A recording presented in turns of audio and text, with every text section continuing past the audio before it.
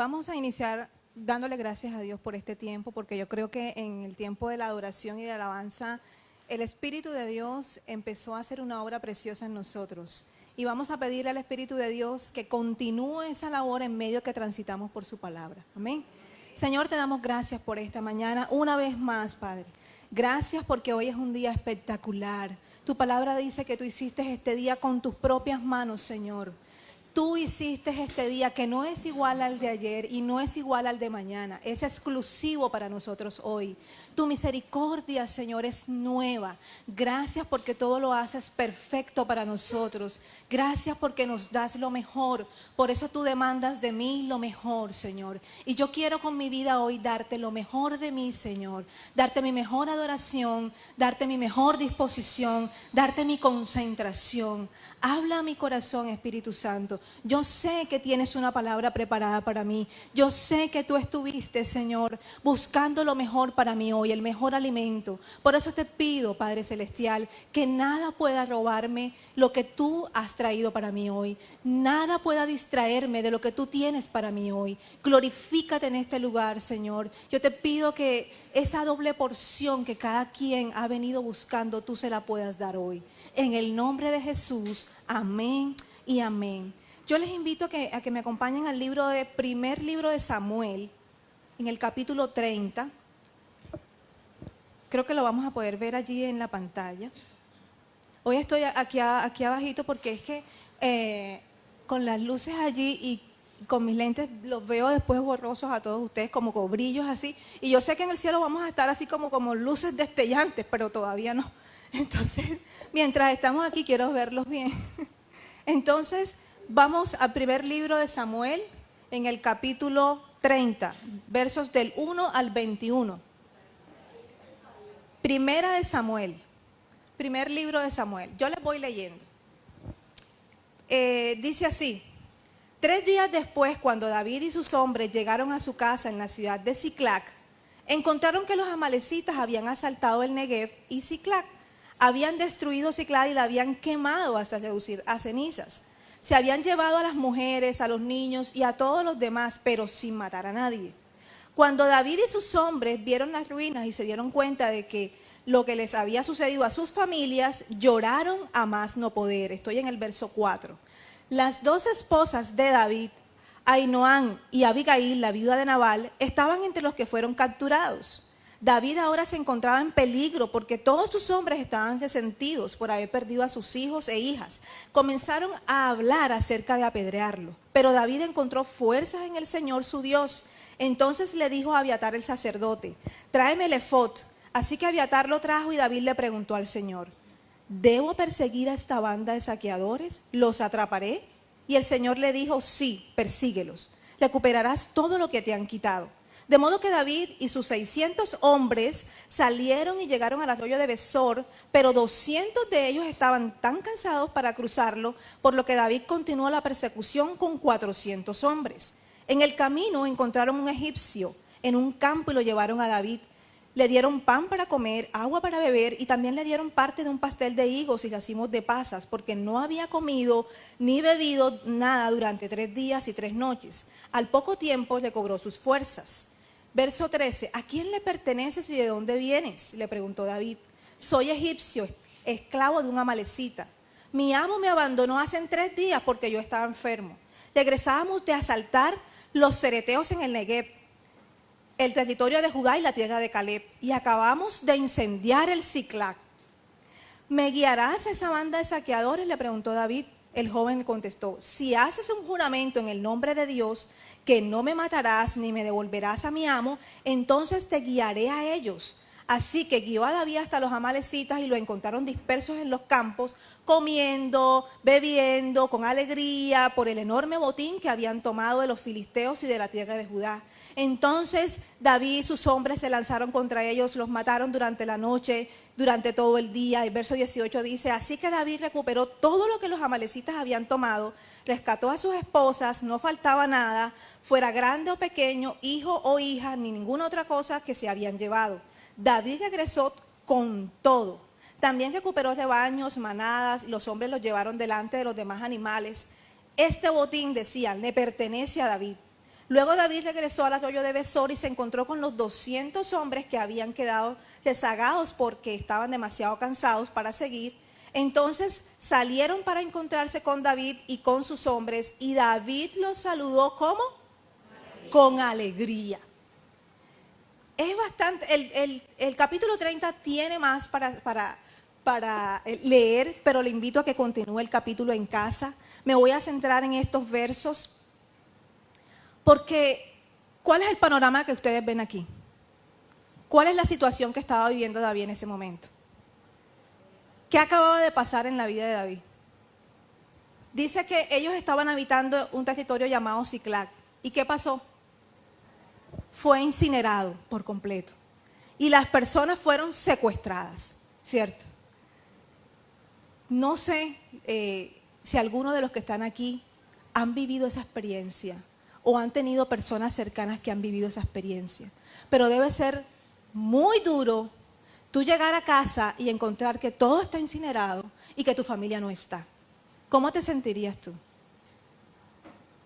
Cuando tú lees esto y miras tu situación, dices, bueno, quizás no es tan dura como yo pensaba, ¿cierto?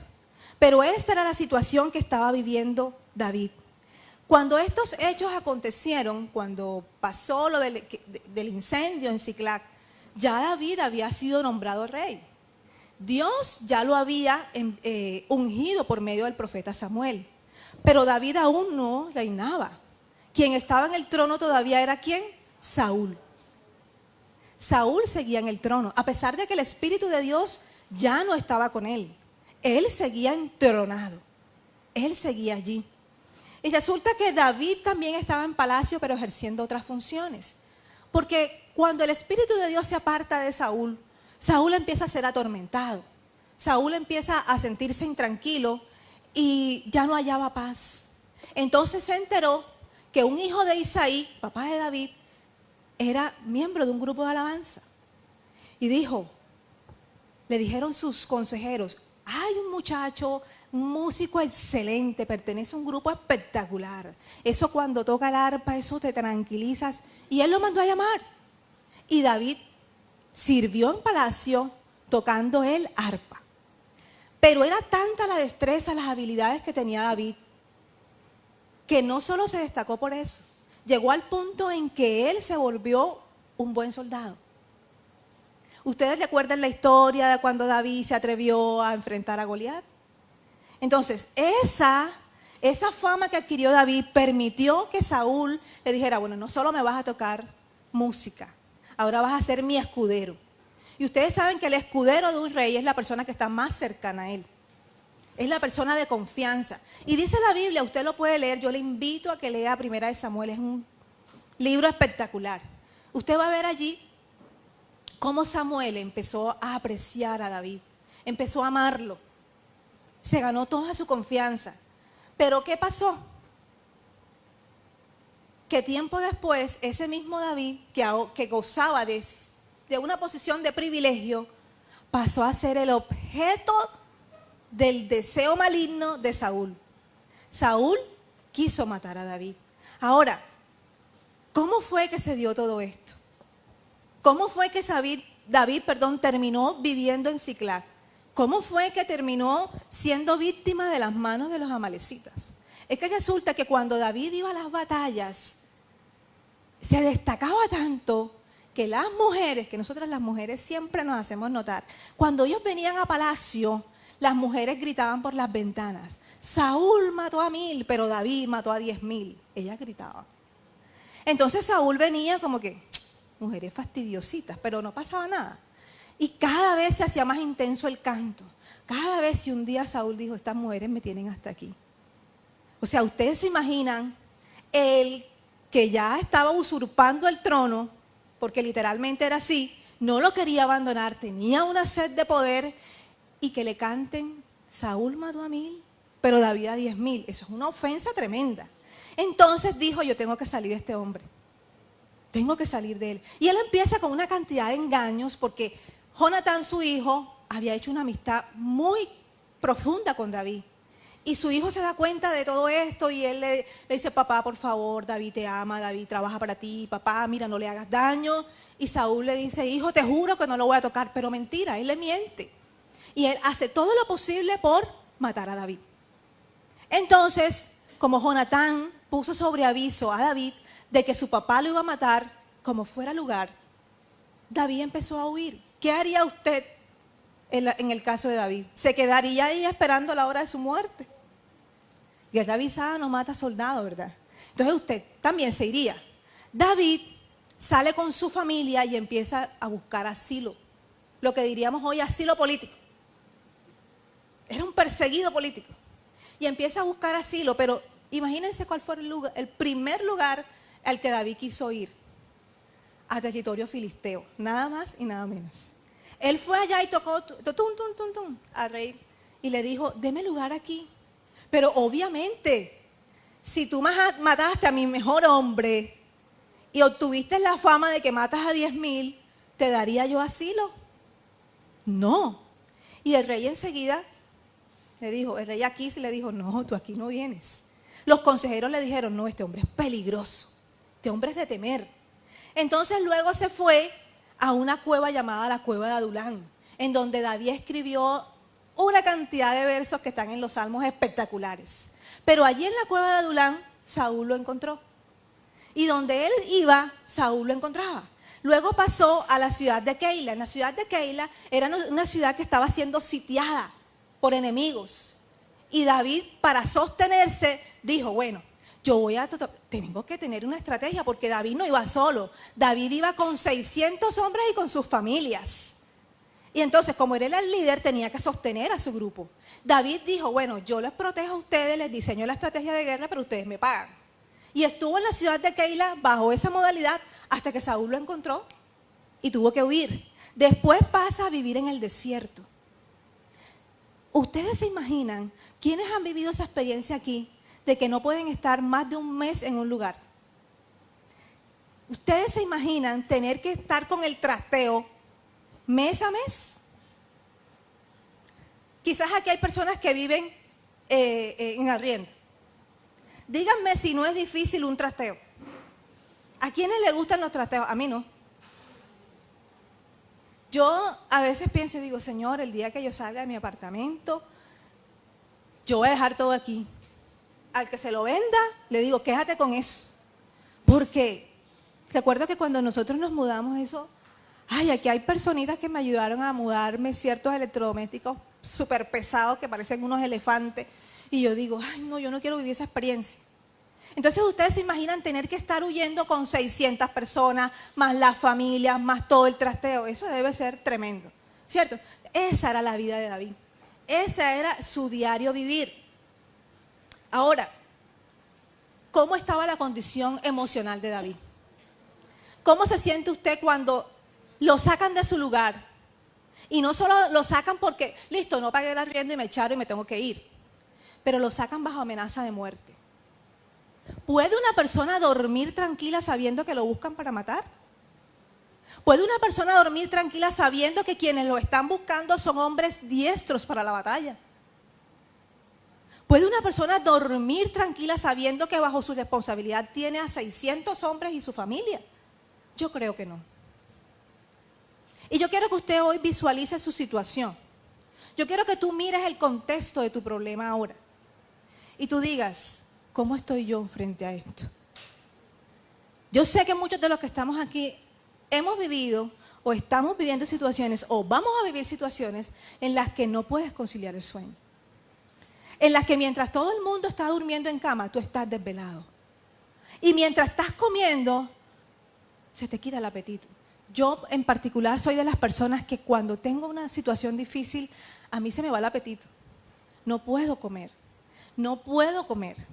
Porque está en la intranquilidad que no puedo. Entonces, ya vamos entendiendo un poco la situación de David. Ahora, 1 Samuel 27:1, no lo busque, yo se lo voy a leer acá, dice, David seguía pensando, algún día Saúl me va a atrapar. Cierto que cuando usted tiene un enemigo que le pisa los talones, usted dice, no está tranquilo. Usted puede estar aquí, pero usted dice, cualquier momento aparece. Y David decía, Saúl me va a atrapar. Entonces, lo mejor que puedo hacer es escapar y vivir entre los filisteos. ¿Por qué? Porque era territorio enemigo. Él decía, él allá no va a llegar. ¿Cierto? Entonces, ya ellos lo habían rechazado una vez. Pero era tal la desesperación de David que dijo, yo voy a tocar la puerta otra vez. Y nuevamente va, y el rey esta vez sí le da autorización para entrar. Entonces David entra, pero no entra solo, entra con mucha gente y le dice al rey, ¿sabes? Pero no me dejes vivir en la ciudad, porque si estamos en la ciudad, soy fácil de que me ubiquen. Dame un campo para yo vivir. Entonces es cuando los filisteos les dan la tierra de Siclac. Pero Siclac no era ni siquiera de los filisteos. Siclac era tierra de los judíos. Lo que pasa es que mientras estaba Saúl de rey, esa tierra había sido tomada por los filisteos. Así que en realidad ellos estaban en su propia tierra. Entonces David está como cuando nosotros decimos, ay, se pagó esta deuda, ay, ya respiro tranquilo. Entonces David dijo, bueno, por lo menos ya pagué 2 meses del arriendo, o ya pagué las 2 cuotas del banco, ay, usted le vuelve el apetito como a mí, a usted empieza otra vez a reír y usted otra vez empieza a adorar a Dios. Y David dijo, bueno, ya por lo menos aquí o se muere Saúl, o deja de perseguirme, algo pasa, pero yo estoy tranquilo, o sea, estoy bien. Pero cuando pensaba David que todo lo malo ya había pasado, viene lo peor. Y es lo que acabamos de leer en el capítulo 30 del primer libro de Samuel. Por eso hoy el título de este mensaje es, ¿qué debo hacer cuando todo falla? ¿Qué debo hacer cuando todo me falta? ¿Qué debo hacer? ¿Te has hecho tú esta pregunta? ¿Qué debo hacer? O no me vayan a decir que todos ustedes siempre tienen la respuesta a las cosas. Porque es una pregunta que constantemente yo le hago al Señor. Señor, ¿y ahora qué hago? ¿Qué debo hacer? ¿Qué debo hacer cuando todo me falla?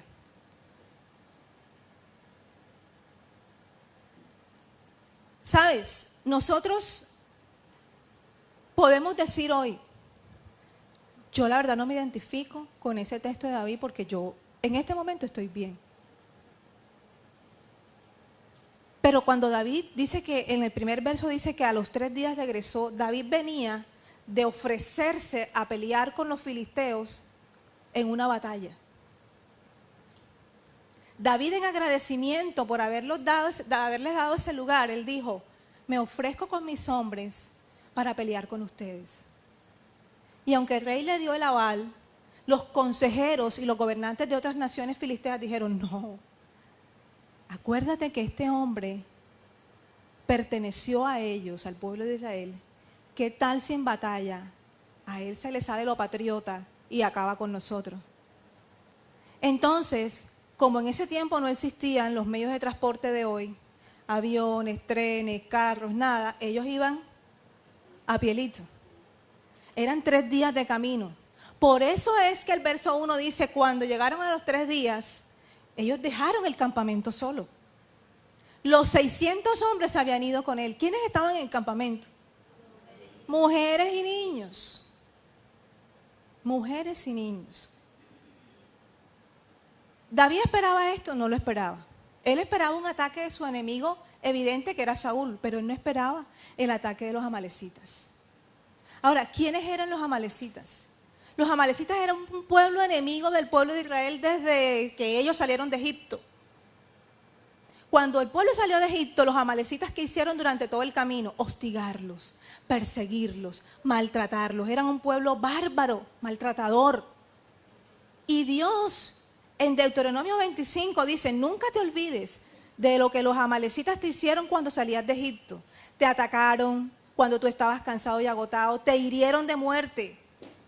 No tuvieron temor de Dios, por tanto, cuando el Señor tu Dios te haya dado descanso, todos tus enemigos en la tierra que te doy como preciada posesión, los destruirás. Destruirás a los amalecitas y los quitarás de la faz de la tierra.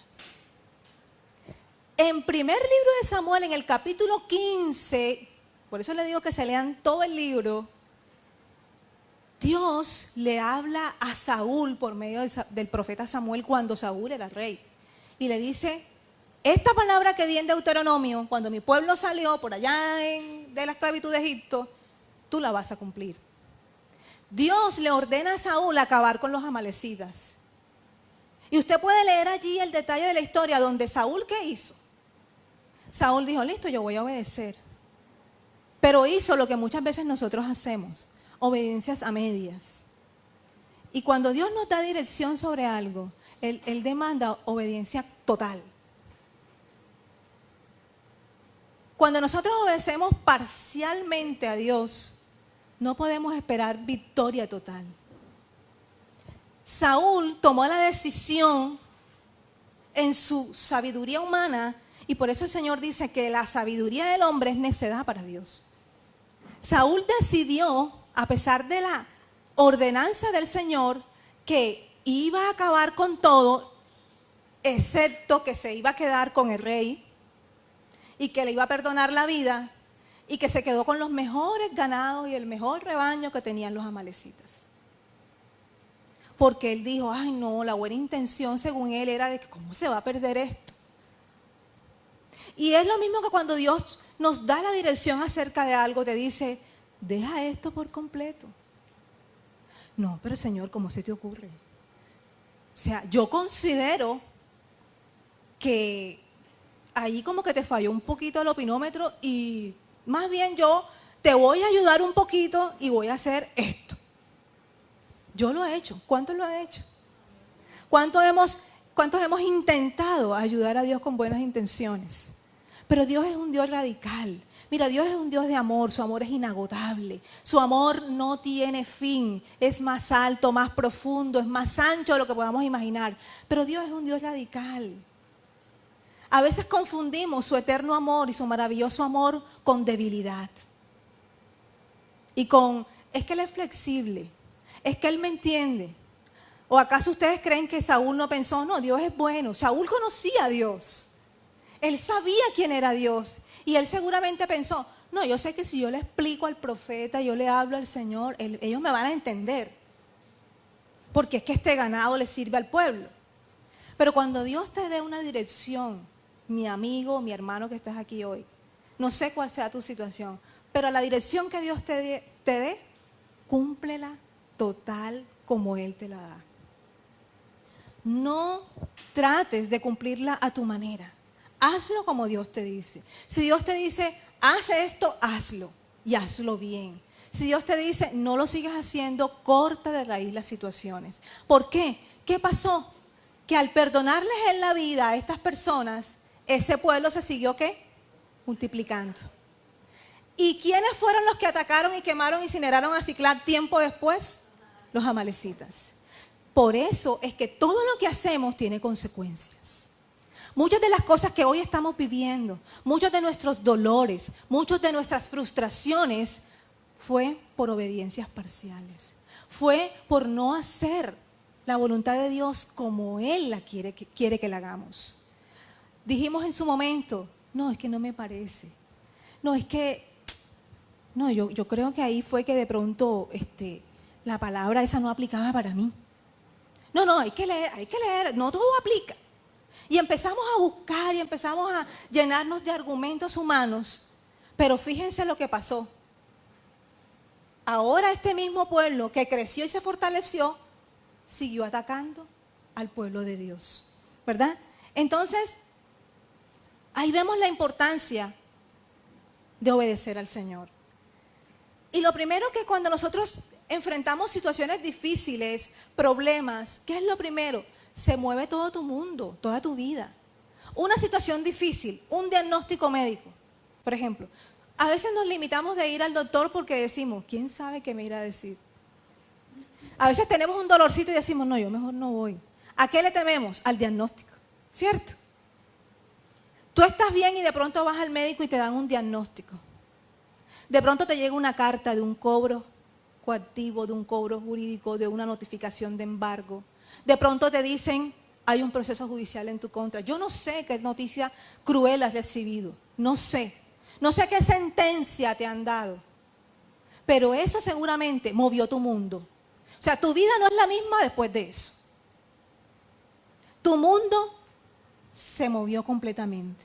Para David, esto fue el acabose para él. Dijo, Señor, como hacemos nosotros a veces, Señor, ¿por qué no me evitaste este golpe? Yo a veces le he preguntado, Señor, ¿pero por qué no me evitaste esta caída? ¿Qué pasó, Señor? Y seguramente David lo hizo. A veces, mire, nadie que esté viviendo una situación de separación, cuando se casó pensó que eso iba a suceder.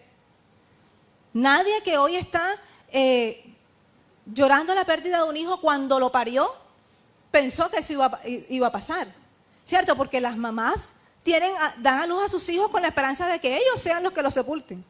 Pero nadie espera ver morir un hijo. ¿Qué va a pasar cuando esas cosas sucedan en tu vida? Seguramente tu mundo y el mío van a ser sacudidos. Y entonces te preguntarás, ¿qué voy a hacer? ¿Qué voy a hacer? Lo primero que debes tener presente en el tiempo de aflicción es quién tú eres.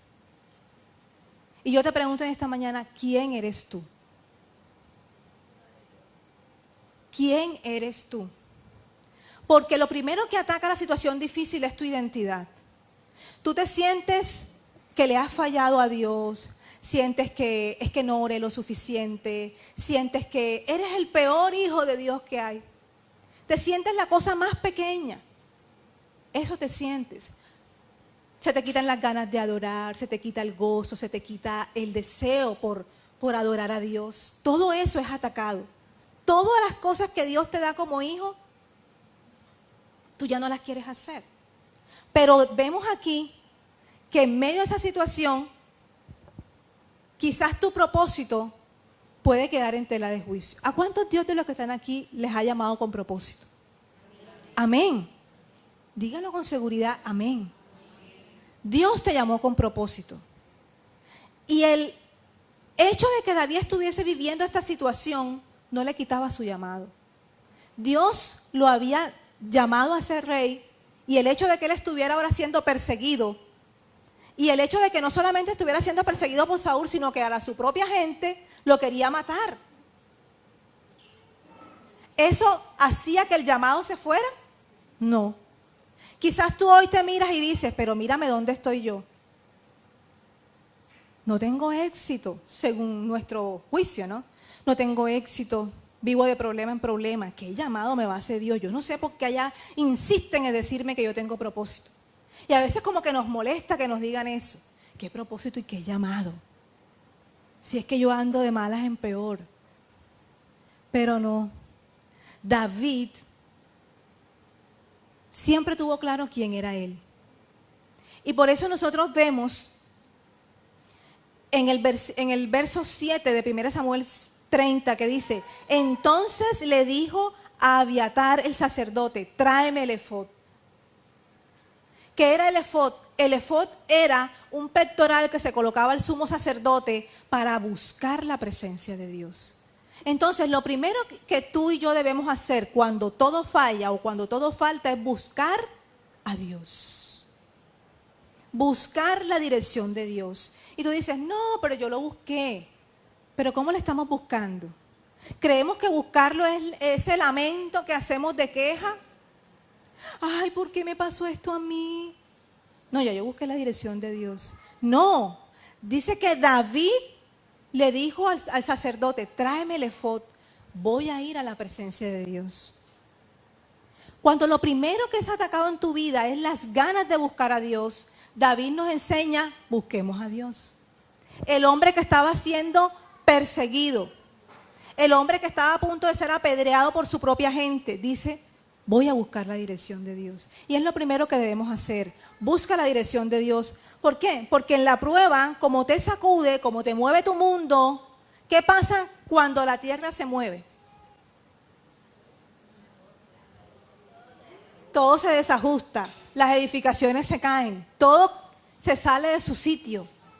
Entonces, cuando tu vida es sacudida, tú también se te mueve la brújula y tú quedas sin dirección.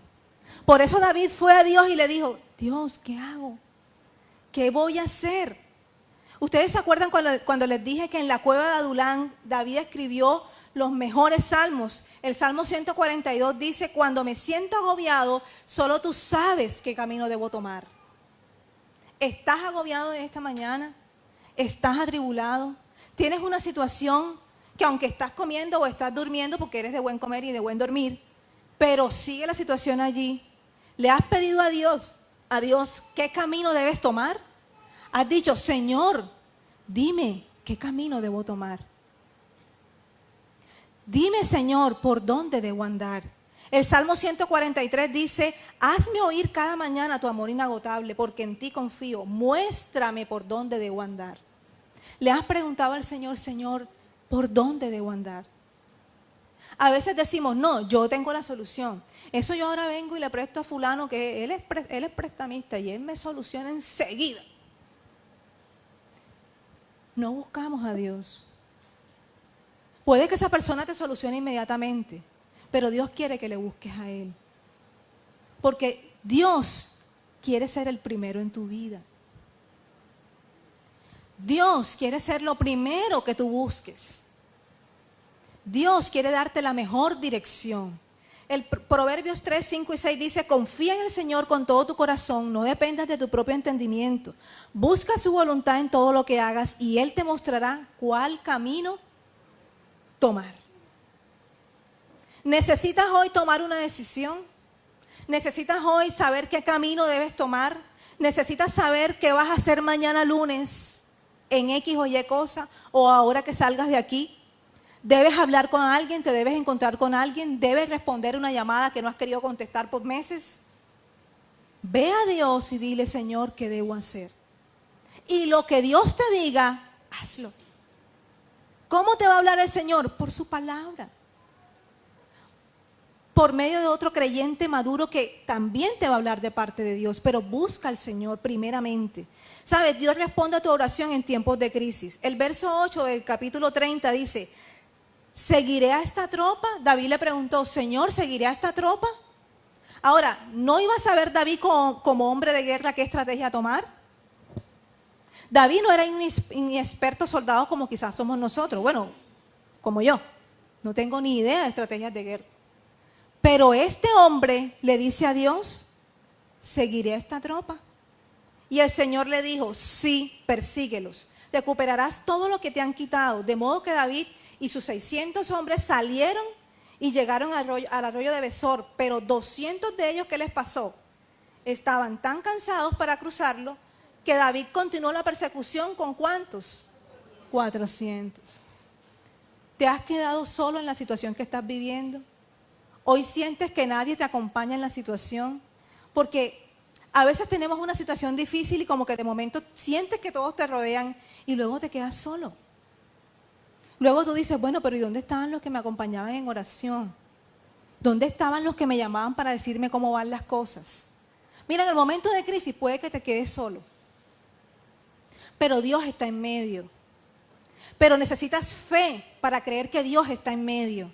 No estamos solos. David se pudo sentir desanimado. David pudo decir, no, yo tampoco voy. Ahora, esta gente no estaba cansada, esta gente estaba temerosa.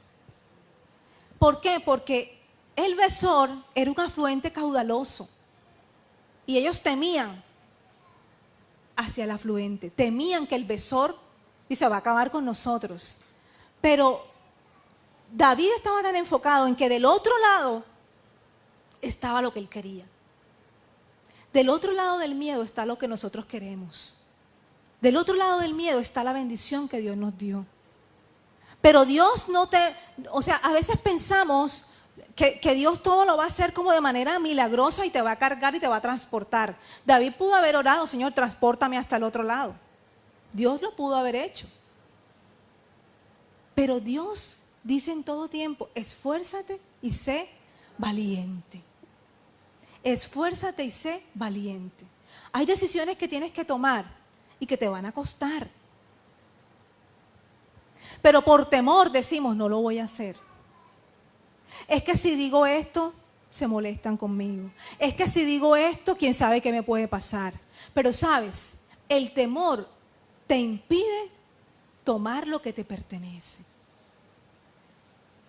No, es que yo sé que del otro lado del Besor está lo que Dios me prometió. Pero es que a mí me cuesta orar.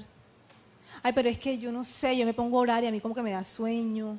es que yo no sé decirle a otros mis problemas. No, eso no está bien. A mí no me gusta hablar de mis problemas. Y te empiezas a llenar de una cantidad de excusas y haces como los 200 hombres. Pero Dios hoy nos está diciendo, ármate de valor y cruza el Besor. Por eso lo segundo que debes hacer es cruzar el Besor. Ante la dificultad, ante el problema, ármate de valor. No tengas miedo. No tengas miedo, porque quien va contigo es ¿quién? El Señor Todopoderoso. El Señor Todopoderoso. Ahora, en medio de que estás cruzando este afluente, te vas a encontrar con situaciones difíciles. ¿A quién se encontró David en el camino hacia el Besor? A un filisteo. Dice el verso 11 del capítulo 30, en el camino encontraron a un egipcio en un campo y lo llevaron a David. ¿Le dieron qué? Pan para comer y agua para beber, no sabiendo que él había sido uno de sus victimarios. Se encontró cara a cara con su adversario. Y no solamente se encontró cara a cara con él, sino que lo ayudó. Si tú te encontraras hoy con el adversario cara a cara, con aquella persona o con aquella situación que te ha hecho daño, ¿qué harías tú? ¿Lo invitarías a tu casa? No, a tu casa no. Vamos a crepes y nos comemos un crepsito y yo te invito a la cena de hoy. ¿Quiénes haríamos eso? ¿Quiénes han invitado a su mayor enemigo a comer? Pero dice aquí que David le dio pan, le dio agua y que le dieron pastel de higos, o sea, postre. Y luego le dice, no, es que yo acabo de venir de por allá, una tierrita que acabo de quemar por allá, no sé qué. O sea, ¿ustedes se imaginan eso? Yo cuando leía esa palabra decía, Señor, está bien, tú dices, perdona a tu enemigo, bendícelo, ora por él, pero invítalo a comer, en serio. O sea, como que uno dice, te estás pasando. Te estás pasando. ¿Estamos nosotros dispuestos a enfrentar la situación difícil haciendo el bien? ¿Estamos dispuestos a hacer buenas cosas en el nombre de Dios, aunque estemos pasando tiempos difíciles? Porque siempre decimos, no, pero es que pobrecita yo, ¿quién se apiada de mí? No, yo tengo que ser dura, tengo que ser fuerte.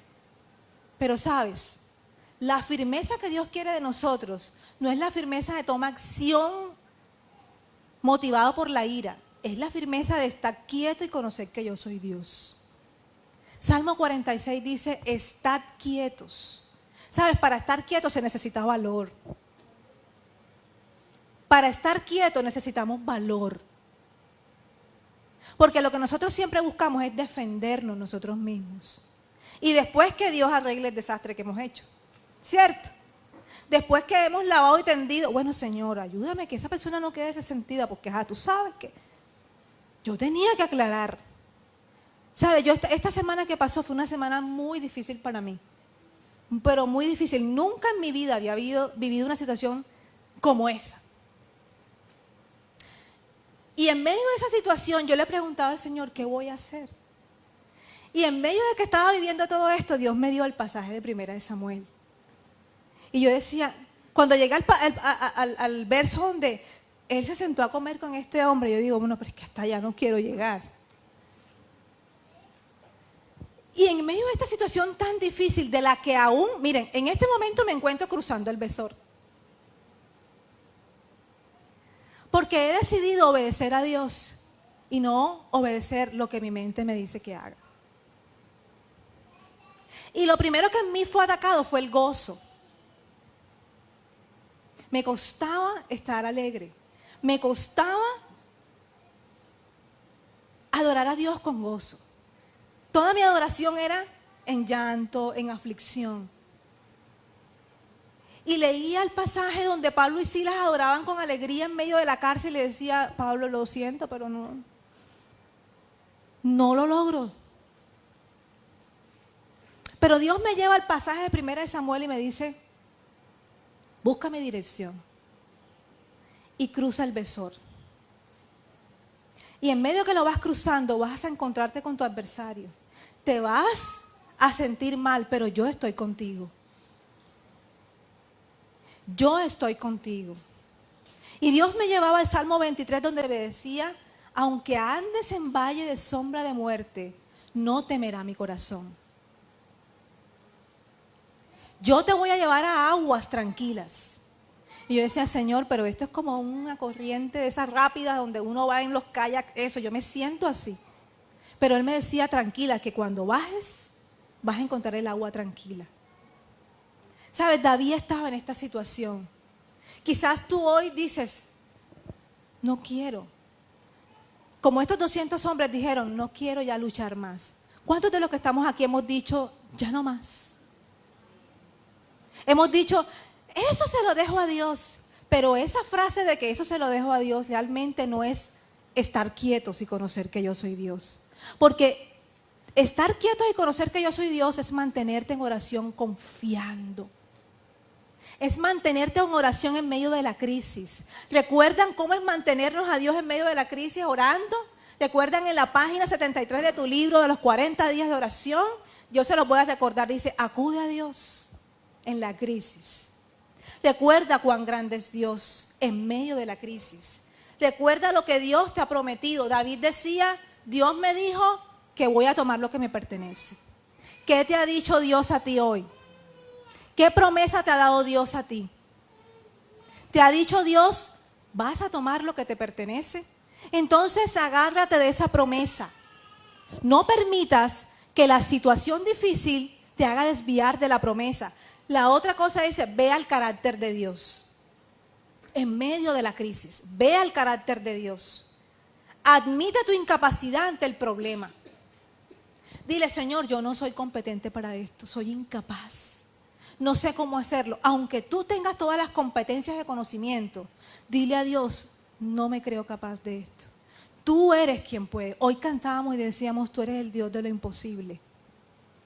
Pero a veces lo cantamos y realmente no creemos que Él sea el Dios de lo imposible. A veces pensamos que todo lo tenemos nosotros y no es así. Así que ve a Dios y dile, soy incapaz. Confía en los recursos de Dios, descansa en la fe y agradece por adelantado. ¿Estás orando ya en agradecimiento a Dios por cosas que aún no has visto? ¿Estás diciéndole a Dios gracias por eso que aún no veo? Sabes, quizás tú tienes situaciones difíciles que están como los volcanes que no tienen actividad sísmica. Ustedes saben que hay lugares donde hay volcanes que no tienen actividad sísmica y la gente vive ahí. El año pasado hubo un volcán, creo, si no estoy mal, entre Honduras o Guatemala, que estaba inactivo y de pronto ¿qué hizo?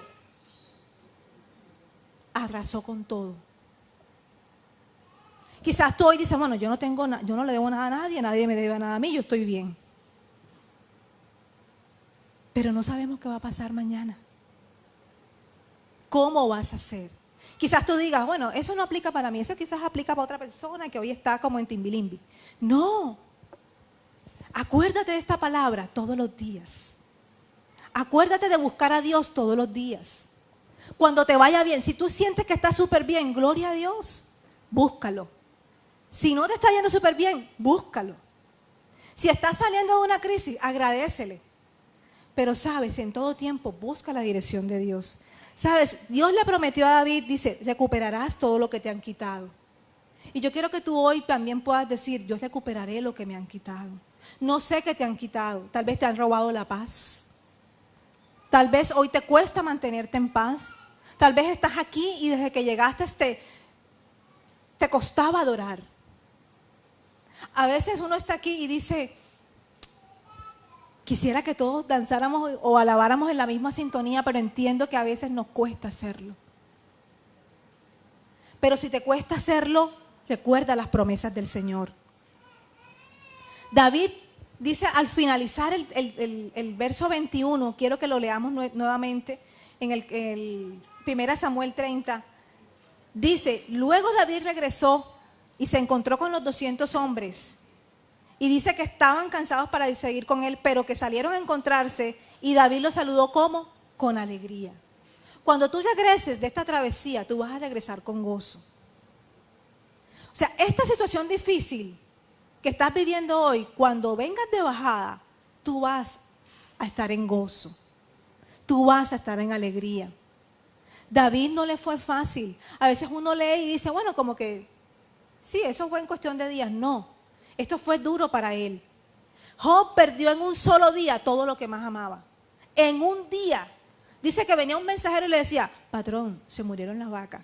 Ay, se estaba yendo el mensajero y venía el otro, patrón, se murieron los bueyes. Ay, patrón, imagínense que los hijos suyos estaban celebrando tremenda fiesta y les cayó la casa encima y se murieron. O sea, dice que en un día Job perdió todo. Y quizás tú eres como Job, que eres un hombre justo, eres un hombre conforme al corazón de Dios y tú dices, no, ¿cómo le pueden pasar cosas malas a la gente buena? No, no, no. Pero aún a los buenos les pasan cosas malas. Y Job perdió todo en un solo día. Su esposa, que dice uno, bueno, tu compañero, tu esposo, tu esposa son los que van hasta el último contigo. Y la esposa le dice, Job, maldice a Dios y muérete. Y nunca más en el texto se vuelve a mencionar a esta mujer. Quiere decir que ella también se fue. Lo abandonó. Habacuc, el profeta poeta, le dijo al Señor, aunque no haya vacas en los corrales y en las vides no haya fruto, aunque falte el producto del olivo, con todo yo me alegraré en Jehová. Cuando todo me falte, cuando todo me falle, yo me alegraré en Jehová, en el Dios de mi salvación. Pablo y Silas, por estar haciendo la obra de Dios, fueron encarcelados. Ellos iban proclamando la palabra del Señor en Filipos y de pronto de la nada aparece una mujer adivina diciendo, estos son siervos del Dios Altísimo, estos son siervos. Estaba diciendo la verdad, pero era un espíritu inmundo de adivinación. Y Pablo dijo, en el nombre de Jesús, sales de ella. Y fue liberada. Tú y yo pudiéramos decir, wow, espectacular lo que Dios hizo, pero no. Los dueños de aquella mujer, los amos de ella, metieron presos a Pablo y Silas porque les acabó el negocio. Entonces tú a veces puedes decir, fíjate tú, yo me puse por ahí a andar haciendo y que la obra de Dios y mira tú el poco de improperios que me han lanzado. Ahora la gente me tiene rabia. Ay, no, yo mejor me hubiera quedado de anónimo, en anonimato, de agente secreto. Es que cuando uno se destapa como cristiano, entonces cuando más. No. Mira, Pablo y Silas fueron a la prisión más horrible que tú te puedas imaginar. Pero cuando ellos llegaron allí, ellos adoraron a Dios.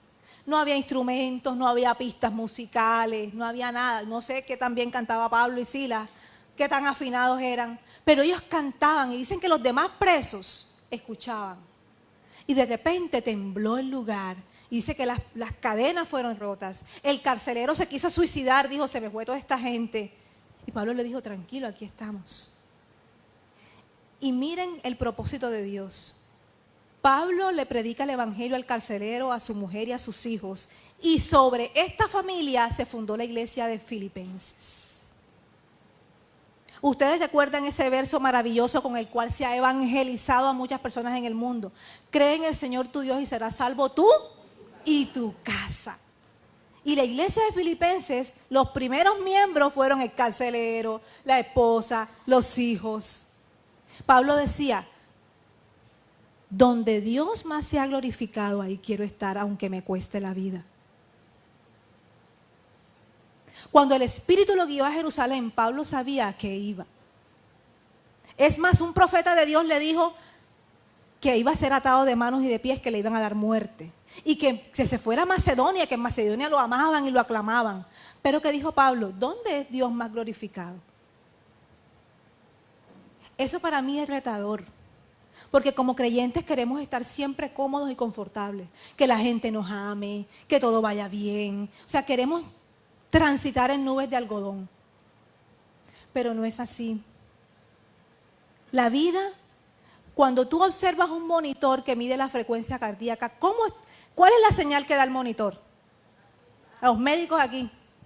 Sube, baja, sube, baja. Cuando está lineal, ¿qué pasa?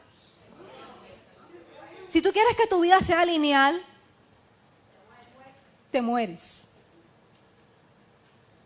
Esa máquina muestra los latidos del corazón y muestra cómo es la vida. Hoy estás aquí, mañana bajas, subes, bajas. Pero en todo ese proceso, Dios está con nosotros. En todo ese proceso, Dios está contigo. Por eso te pregunto, ¿a qué le temes hoy? ¿Qué te puede hacer un simple mortal si Dios está contigo? ¿Qué te puede hacer un diagnóstico médico si Dios está contigo? ¿Qué te puede hacer un aviso de notificación de desalojo si Dios está contigo? Pide ayuda. Dice, clama a mí y yo te responderé. Clama. La oración que no se contesta es la que no hacemos. Clama al Señor en tiempos de crisis. Daniel oró con oración de quebrantamiento. Daniel oró con fe creyendo en que Dios iba a operar. Quizás Dios está operando y tú no lo estás viendo porque quieres que Dios opere como tú quieres. Pero donde Dios es glorificado, los planes de Dios son diferentes. En mi situación particular, yo no estoy viendo el accionar de Dios como yo quisiera. Yo no estoy viendo a mi adversario en la situación en que mi mente quisiera verlo. Pero yo estoy confiando en que Dios está operando y que hay propósitos mayores de gloria. Y estoy viendo victorias parciales y estoy declarando victoria total. Tú hoy puedes declarar la victoria sobre lo que Dios te ha dado hoy. David vivía de persecución en persecución, pero David adoraba al Señor. Cuando él se casó con la hija de Saúl, ella lo criticaba y decía, míralo, hasta se desnuda ahí adorando a Dios. Pero cuando tú conoces cuán grande es tu Dios, tú celebras la victoria de hoy. No permitas que nada te robe el gozo. No permitas que esta oportunidad de lujo, mi amado, hoy tenemos una oportunidad de lujo. Nosotros no sabemos qué tiene preparado Dios para nosotros el día de mañana o en las próximas horas, pero hoy es una oportunidad de lujo para adorar al Señor. La Biblia dice que los muertos no pueden adorarle, pero nosotros los vivos lo podemos hacer. ¿Sabes? David tenía dos opciones, o se quedaba con los 200 hombres llorando ahí a la ribera del afluente del Besor, o cruzaba. ¿Qué vas a hacer tú hoy? ¿Te vas a quedar allí lamentándote de tus problemas, diciéndole a todo el mundo y compadeciéndote de ti mismo, o vas a cruzar? ¿O vas a cruzar? Eso es lo que nos hace diferentes. Eso es lo que nos hace diferentes. Eso es lo que nos hace ser luz en medio de tinieblas. Eso es lo que el mundo ve y no se explica por qué. Dicen, ¿cómo es posible? A mí me decían esta semana unas personas, ¿cómo es posible que te está pasando esto y tú estás tan tranquila? Y esa persona que me hizo esa pregunta hacía parte de mi adversario. Me dijo, ¿cómo puedes estar tan tranquila con todo lo que te está pasando? Y yo le dije, porque el gozo de Dios es mi fuerza. Y porque espero en Él y sé que Él tiene todo bajo control. Cuando esta persona me dijo esa pregunta, Dios me dijo, estad quieta y conoced que yo soy Dios. Vea, les confieso que para mí fue tan difícil mantenerme callada.